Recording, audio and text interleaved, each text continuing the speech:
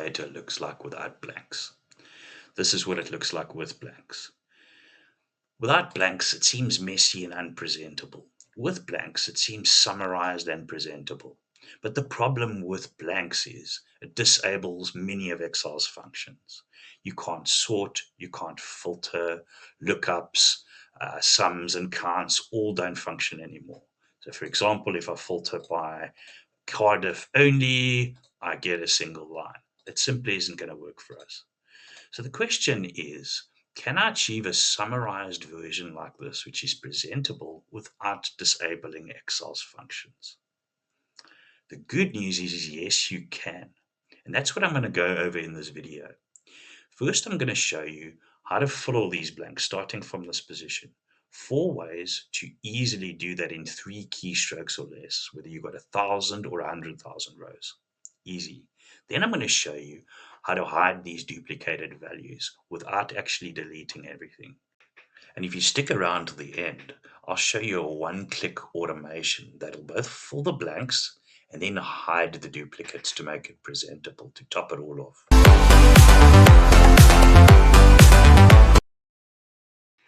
The method I'm going to go over here is the fastest method.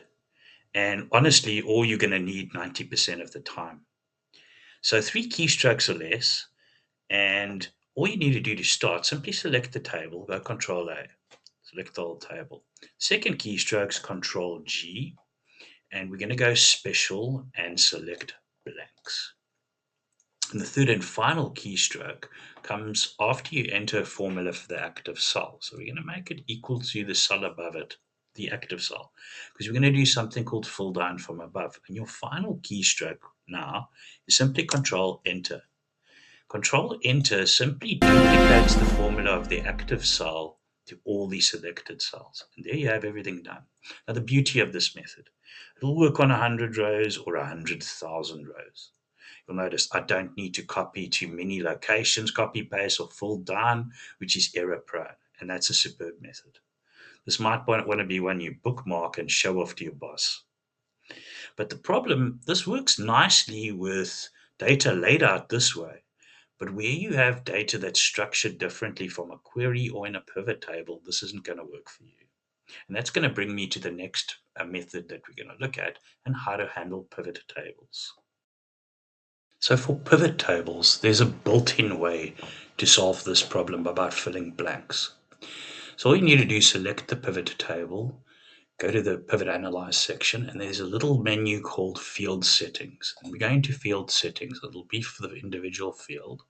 We go into the Print and Layout section. There's something called Repeat Item Labels. Simply enable it.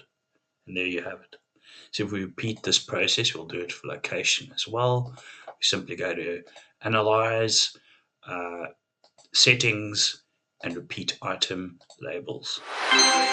So this is great for pivot tables, but it occurs the problem is it doesn't fix the underlying data itself. And that's where our next tool comes in that's particularly useful. With any kind of data query or external data problem or recurring issue, Power Query is the star. So let's watch what Power Query can do. So first we select any table, we go Data, and from Table or Range, and you'll see Power Query selects the table automatically. We press OK, it converts the range to a table, and from there simply pulls the information in. So you'll see that these blank cells are notated as null. So to sort out these 2 columns, you simply select them and right-click. You'll see a sub-menu called Fill going, and then you remember we are using a fill down approach. You simply press Fill down, Power Query solves the problem. Then we go Close and Load, and the table comes in solved for us. So this is tremendous for recurring issues as it's a one-off setup. But if you have more of a one-off situation, perhaps with a few tables, the next method is a genius method. Now this is a more advanced one. And what we're going to do is use a custom function called a lambda, a reusable function, which I've written for this purpose. So at the moment, it's a named formula, and all I need to do to access it, I will use the term fn for function, and it's called function fill the blanks. This is a single argument lambda that I've written, And all you need to do is simply import the range. We'll import our table including blanks that we would like to populate, and the function simply completes that for you. So, as I mentioned, it's a lambda function, and here is the formula that one needs to use and put into a named range. So please refer to the download link in the description where you can get this lambda, and also for the article where I explain how to write it. So this is a pretty useful on-the-go feature. So now that you've filled the blanks, and you can select either method to fulfill them that I've got, the three keystroke method, the Power Query method, or if you're using a fancy lambda like this, or whichever other method you find useful, it's now time to make this presentable. So now that we've filled all the blanks, what if we could hide the blanks for presenting without actually deleting anything? Now, the secret to doing this is to use conditional formatting. So firstly, you just select the table data, and then we're going to go to the conditional formatting menu, and we're going to create a new rule using a formula. So what we're going to state in here, if B2 is equal to B1, in other words, if any cell is equal to the value above it, we're going to create a format that takes away the display. So what we're going to do is go into custom formats. And essentially all you need to do is put 3 semicolons. How custom formats works is there's a format for positive values and then a semicolon. Negative values, a semicolon, zeros, and then a semicolon, and text. So we've essentially just inserted nothing between the semicolons, which will eliminate the display. So every time this happens, we simply push apply, and there you have it. That custom rule has created the appearance there's nothing there, but when you click on this, there's still something there. So if I filter for Cardiff, for example, it'll give me the perfect result, unlike before. Or if I try to sort by uh, by anything in this column, that would work as well. So lookups would work, sums will work, and so forth.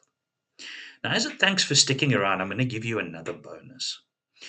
I'm going to give you a one keystroke bonus that will both fill all the blanks and install this conditional formatting solution for you.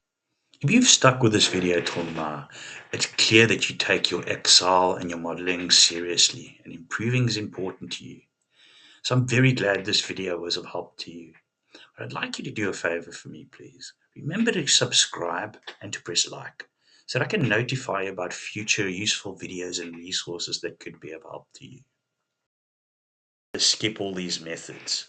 This one-click macro I've developed will both fill all the blanks and hide the duplicates for you. Essentially the cheat code to the whole video. So to activate it, all you do is you press Alt F8 and that'll show you the available macros in the workbook. And there's the macro that I'm referring to. Simply click Run. It'll prompt you to input the range. And there we go. We click OK. And it'll give you the message everything's completed. So it looks like nothing's changed.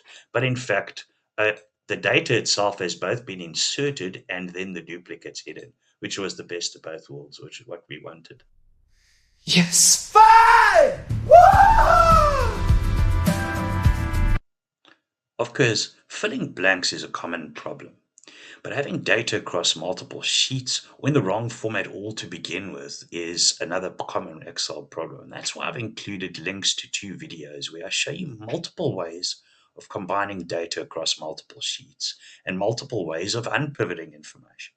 I'll explore Power Query solutions, Excel formulas, and some VBA. So thanks for sticking around to the end here, and I'll see you in the next one.